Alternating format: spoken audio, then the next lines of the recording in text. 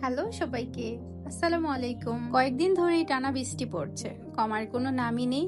কেমন আছেন সবাই? এই বৃষ্টির দিনে আপনাদের সময় কেমন যাচ্ছে অবশ্যই কমেন্টে জানাবেন। এই যে আমার বেবিদেরকে দেখেন, সারা তো স্কুল থেকে এসেই খেলা শুরু করেছে, কত কি যে বানাচ্ছে। আজকে সকাল থেকে একটু ব্যস্ততা বেশি ছিল, যার কারণে নাকি সকালের ক্লিপস গুলা নেওয়া হয় নাই। তো দুপুরের পর থেকে আমি কিছু কিছু ভিডিও শুট করেছি। আজকে কি করলাম, কোথায় গেলাম, সেই নিয়েই থাকছে আজকের ব্লগ। আশা করছি ব্লগটির সাথেই থাকবেন। সারাকে স্কুল থেকে নিয়ে এসে ওকে গোসল করে খাইয়ে দাইয়ে এখন ও রেস্ট নিচ্ছে, আর আমি একটু রেডি হচ্ছি। ওকে নিয়ে আমি একটু ডক্টরের কাছে যাব। হঠাৎ করেই দেখি ওর গাটা একটু গরম গরম হয়ে আছে, তাই আমি আর দেরি না করে ডক্টরের কাছে চলে যাই। আর আমি এমনি তো বাচ্চাদের বিষয়ে খুবই সিরিয়াস, মানে ওদের একটু অল্প কিছু হলেই আমি সাথে সাথেই ডক্টরের কাছে নিয়ে যাই। আর এখানে আমার আলমারিটাতে যে এলোমেলো হয়ে আছে দেখতেই পাচ্ছেন, কারণ আমি ঈদে বাড়িতে থেকে আসার পর থেকে আর আমার আলমারি গুছানোই হয় নাই। আপনারা আমার আলমারি দেখে কিছু মনে করেন না, কারণ আমি গুছানোর একদমই টাইম পাচ্ছি না।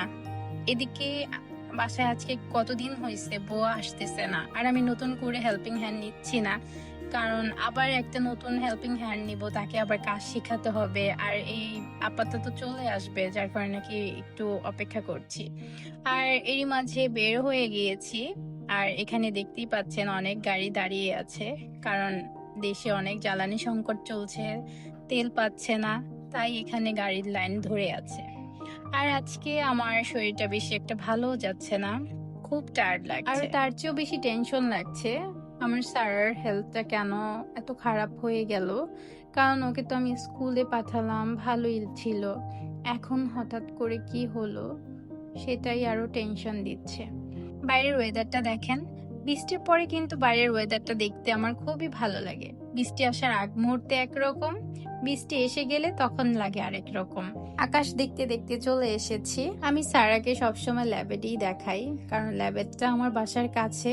আর ওকে যে ডক্টরটা দেখাই উনি হচ্ছেন পেডিয়াট্রিশিয়ান ডক্টর সুমন ঘোষ। আমি আমার সারা সোহাকে ওনার কাছেই নিয়ে আসি, আর উনি খুবই ভালো একজন ডক্টর। তারপরে আমি সারার প্রবলেমটা বললাম, তো ডাক্তার তো খুবই হাসি উড়িয়ে দিচ্ছে যে এত ছোটখাটো বিষয়ে আবার নিয়ে আসতে হয়।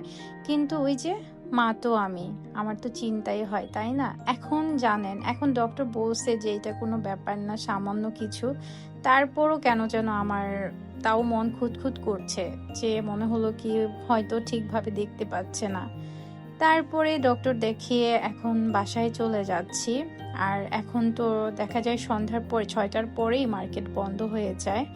তারপরে বাসায় এসে দেখছি যে আম্মু আবার পিঠা বানাচ্ছে। আগে থেকেই বলছিল পিঠা বানাবে, আমি এসে দেখি সে পিঠা বানানো শুরু করে দিয়েছে। তারপরে বাসায় আসলাম, এসে ফ্রেশ হলাম, ফ্রেশ হয়ে আম্মুর হাতে হাতে আমিও কিছু পিঠা বানিয়ে নিলাম। আর এই পিঠাটার নাম হচ্ছে মুগশলা, এটা হচ্ছে দুধের খিরসা দিয়ে তারপরে হচ্ছে এই পিঠাটা বানানো হয়। একদম দুধ ঘন করে তারপরে এই পিঠাটা বানায়। আর আমার আম্মুর হাতের এই পিঠাটা এক কথায় অসাধারণ হয়, খুবই মজা লাগে, আমার আব্বুরও বেশি পছন্দ। তো আব্বুই বলছিল আজকে এই পিঠাটা খাবে, তাই আম্মু এটাই আজকে বানাচ্ছিল। আর আমার বেবিরও অনেক পছন্দ করে। এই যে আমার এখানে নখের আঁচড় লেগেছে, আম্মু বলতেছে পিঠাটা তুমি ফুটো করে দিলা, এটা তেলে ভাজার সময় ছিটে আসবে। এই যে দেখেন কি ঘন দুধের খিরসাটা করা হয়েছে। আমি ভাবছিলাম এইটার একটা ক্লিপস নিব, আসলে আজকের ভিডিওর কোনো আগামাথা কিছুই নাই। জানি না আপনাদের কাছে কেমন লাগবে। আমি ভাবছিলাম পুরো পিঠার রেসিপিটাই আপনাদের সাথে শেয়ার করব। এখানে আম্মু বানাই দিচ্ছিল, আর হচ্ছে আমি এসে যতটুকু সময় পেয়েছি আমি ভেজে নিয়েছি, অর্ধেক আম্মুই ভেজে নিয়েছে। মায়েরা কত এক্সপার্ট কাজের, তাই না? মানে আমি কাজ করি এত স্লো স্লো ভাবে, আর আমার আম্মু সব কিছুই তাড়াতাড়ি করে। আর আমি যদি কোনো কিছু তাড়াতাড়ি করতে যাই, হয় সেটা পড়ে যাবে, না হলে যদি আগুনে কাজ করি তাহলে হয়তো বা ওখান থেকে আমার হাত পুড়ে যাবে, তেল ছিটে আসবে, অনেক ঝামেলা হয়। অথচ আমার আম্মু কাজ করে এত পারফেক্ট ভাবে, মানে সে খুবই তাড়াহুড়া করে কাজ করতে পারে। তো এখন পিঠাগুলা ভেজে নিচ্ছি। আপনাদের আঞ্চলিক ভাষায় এই পিঠাটা কি নামে পরিচিত অবশ্যই কমেন্টে জানাবেন।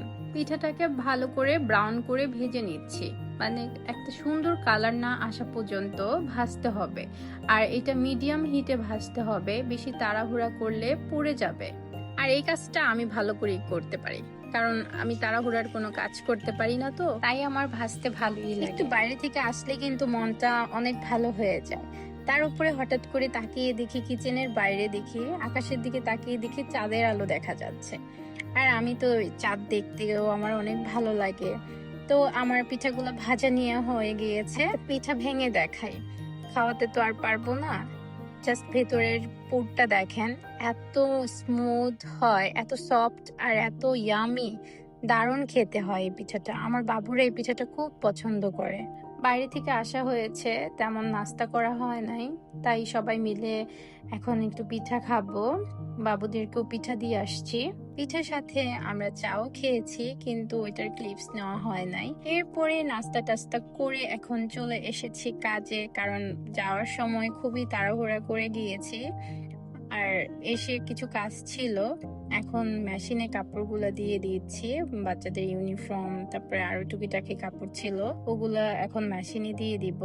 আমি দেখলাম কি, কাজ যদি গুছিয়ে করা হয় তাহলে কিন্তু কাজ করতে অত অসুবিধা হয় না। আমি বাবুদেরকে স্কুলে দিয়ে এর পাশাপাশি আমি যে বাসার কাজগুলো করতে পারি ওই সময়ের মধ্যে কিছু কাজ আমি গুছিয়ে রাখি দিনে। আর কিছু কাজ থাকে যেগুলো আমি রাত্রেও করে ফেলি, যেমন মেশিনে কাপড় দেওয়া। মেশিনে আমি কাপড় দিই বেশিরভাগ সময় বিকেলে, কারণ বিকেলে কাপড় দিলে আমি সন্ধ্যার পরে কাপড়গুলাকে বেলকুনিতে দিয়ে আসতে পারি, বা মাঝে মাঝে হয় কি রুমের মধ্যে রশি টানিয়েও আমি কাপড়গুলাকে শুকিয়ে নিই, কারণ ফ্যান চালু করা থাকে তো বাইরে। আর এখন তো বাইরে বৃষ্টি হয়, তো মাঝে মাঝে হয় কি যে আমি রুমের মধ্যে কাপড় মেলে দিচ্ছি। তারপরে এই যে হাতে কিছু কাজ ছিল, বেডটাকে গুছিয়ে নিলাম।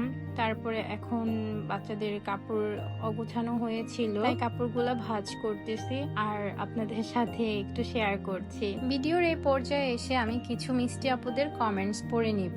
সত্যি বলতে আপুদের এত মিষ্টি মিষ্টি কমেন্ট আমার ভীষণ ভালো লাগে। প্রথমে এক আপু কমেন্ট করেছে, আয়েশা ব্লগ ভেঞ্চার, ডিম ভাজি, আলু ভাজি, রুটি আর সাথে দুধ চা হলে কোনো কথাই নেই। গ্যাসের যা হওয়ার হোক, গ্যাসের ওষুধ না হয় খেয়েই নিলাম। প্যানকেক চমৎকার হয়েছে। সবার কমেন্ট পড়ে নিলে একদিন হয়তো বা তোমার মুখে আমার নামও থাকবে। কিচেনটা অনেক সুন্দর সাজানো গুছানো। দুধ চা দেখেই তো খেতে মন চাচ্ছে। সকালে একবার খেয়েছি। প্যানকেক সাজানোটা চমৎকার হয়েছে। এই তো মিষ্টি আপু, তোমার কমেন্টটি পড়ে নিলাম। আপু অনেক অনেক ধন্যবাদ এত সুন্দর মিষ্টি কমেন্ট করার জন্য। পাশে থেকো আপু, অনেক ভালোবাসা নিও। নেক্সট কমেন্টটি পড়ব। বাংলাদেশি মম চাঁদপুর আপু কমেন্টস করেছে, প্রিয় আপু, প্রথমবার তোমার ভিডিও দেখলাম, অনেক ভালো লাগলো। তোমার কাজকর্ম, চায়ের কালার দেখে আমি একদম মোহিত হয়ে গিয়েছি। আমি তোমার বন্ধু। নাস্তার আয়োজন অনেক লোভনীয় ছিল।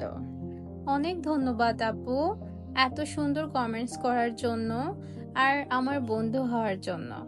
প্রিয় আপু, অনেক ভালোবাসা নিও। আরেকটা মিষ্টি আপুর কমেন্ট পড়ে নিব, লতা সোয়াল থেকে। অনেক সুন্দর ভিডিও আপু, তোমার ভিডিওগুলো আসলে অনেক সুন্দর হয়, অনেক ভালো লাগে। থ্যাংক ইউ সো মাচ আপু, অনেক অনেক ধন্যবাদ, ভালোবাসা নিও আপু। এই তো কমেন্ট কিন্তু আমি পড়ে নিয়েছি। আর সেই সাথে সাথে আমি আমার হাতের কাজগুলোও গুছিয়ে নিয়েছি। রাতের বেলা আমি এখন বারান্দায় চলে এসেছি, আর এখানে আমি আমার বারান্দায় 2-3টা বার্ড আসে, চড়ুই পাখি, তো ওদেরকে একটু খাবার দিয়ে যাচ্ছি। ওরা ভোরের বেলা এসে কিচিমিচি শুরু করে দেয় না হলে, আর তাই আমি রাতেই খাবার দিয়ে রাখি। দেখা যায় বাচ্চাদের নিয়ে স্কুলে চলে যাই, অত সকালে তাড়াহুড়া থাকে, মনে থাকে না, তাই আমি রাতের বেলায় ওদেরকে খাবার দিয়ে যাই। আর দেখেন বাইরে কিন্তু সত্যি অনেক সুন্দর, চাঁদের যে আলোটা, সেই আলোটা অনেক ভালো লাগছে। আর ভিডিওতে ওভাবে দেখানো যাচ্ছে না, কিন্তু রিয়েলি আরো বেশি সুন্দর লাগছে। তো আমি বেলকনিতে কিছুটা সময় পার করি, আসলে এত সুন্দর চাঁদের আলো দেখে আমার রুমের ভেতরেই যেতে ইচ্ছে করছে না। আপনাদের কাছে বৃষ্টি আসার আগ মুহূর্ত ভালো লাগে, না বৃষ্টি এসে গেলে তারপরে যে ওয়েদারটা থাকে সেটা দেখতে ভালো লাগে? কমেন্টে জানাবেন কিন্তু। এই তো রাতে সবগুলা কাজই আমি গুছিয়ে নিয়েছি, কারণ রাতের বেলা সব কাজ গুছানো থাকলে দিনের বেলা ওরকম চাপ থাকে না। জাস্ট টুকিটাকি রান্না বান্না আর হালকা পাতলা একটু গুছানো, কারণ সারাদিনই তো স্কুলে দৌড়াতে দৌড়াতেই চলে যায়। বেলকনিতে কিছুটা সময় পার করে চলে যাই রুমে। আর অনেক মানে একটা ওয়েদার ডিমান্ড আছে বলেন, একটা কথা আছে না, তো আমার কেন জানি আমার একটু স্মুদি খেতে ইচ্ছে করছিল, তাই আমি একটা মোকা মিল্কশেক নিয়ে আসছিলাম অর্ডার করে।